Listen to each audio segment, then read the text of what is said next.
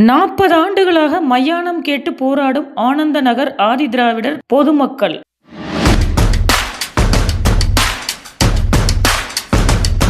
வணக்கம். ஈரோடு மாவட்டம் பெருந்துறை புதிய பேருந்து நிலையத்தில் மயான வசதி செய்து தரக்கோரி ஆனந்த நகர் ஆதிதிராவிடர் நல பொதுமக்கள் சார்பாக கவன ஈர்ப்பு ஆர்ப்பாட்டம் நடைபெற்றது. ஆர்ப்பாட்டத்தில் 40 ஆண்டுகளாக மயான வசதி செய்து தராத ஈரோடு மாவட்ட நிர்வாகத்தையும் மாவட்ட ஆதிதிராவிடர் நலத்துறையின் மெத்தன போக்கையும் துறை சார்ந்த அரசு அதிகாரிகளையும் கண்டித்து கண்டன கோஷங்கள் முழங்கப்பட்டது. தொடர்ந்து செய்தியாளர்களுக்கு பேட்டியளித்த ஆனந்த நகர் ஆதிதிராவிடர் பொதுமக்கள் 1985 ஆண்டு அரசு ஆணை எண் 851 என்ற விதியின்படி சுமார் 40 ஆண்டுகளுக்கு முன்பே நீதிமன்றம் எங்கள் பகுதியான ஆனந்த நகர் ஆதிதிராவிடர் மக்கள் வாழும் பகுதிக்கு மயான வசதி செய்து தர வேண்டும் என்று தீர்ப்பு வழங்கியது. ஆனால் இவ்வளவு ஆண்டு காலம் ஆகியும் நாங்கள் இன்னமும் மயான வசதி இல்லாமல் மிகவும் சிரமப்பட்டு வருகிறோம். நாங்கள் கேட்பது வீடு கட்ட பட்டா நிலம் அல்ல, இறந்தால் புதைப்பதற்கு மட்டுமே இடம் கேட்கிறோம். எனவே இனியும் மாவட்ட நிர்வாகமும் அரசு அதிகாரியும் அலட்சிய போக்குடனும் மெத்தன போக்குடனும் நடந்து கொண்டால் நாங்கள் இன்னமும் தீவிரமான போராட்டங்களை கையில் எடுப்போம். மேலும் தேர்தல் புறக்கணிப்பு போராட்டமும் நடத்துவோம்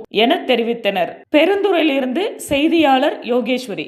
இந்த கவன ஈர்ப்பு போராட்டமானது பெருந்துறை ஆனந்த நகர் ஆதிதிராவிட மக்களுக்கான சுடுகாடு கடந்த 40 ஆண்டு காலமாக ஆக்கிரமிப்புக்குள்ளாகி அங்கே மனிதர்களை பிதைப்பதற்கு இடையூறாக இருந்து கொண்டிருக்கிற அந்த ஆக்கிரமிப்புகளை உடனடியாக அகற்றக் கோரியும் எங்களுக்கு உடனடி தீர்வு வேண்டியும் 40 ஆண்டு கால பொறுமையை விரைவில் முடித்தர வேண்டும் என்று அரசாங்கத்தையும் அரசு அலுவலர்களையும் குறிப்பாக முதலமைச்சர் கேட்டுக்கொள்கிறோம்.